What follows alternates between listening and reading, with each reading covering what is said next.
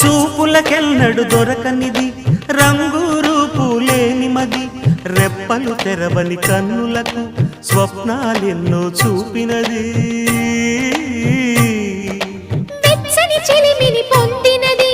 వెన్నెల కళగల నిండుమది కాటుక చీకటి రాత్రికి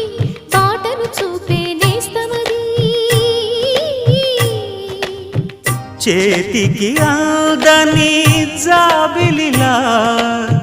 కాంతులు పంచే మణిదీపం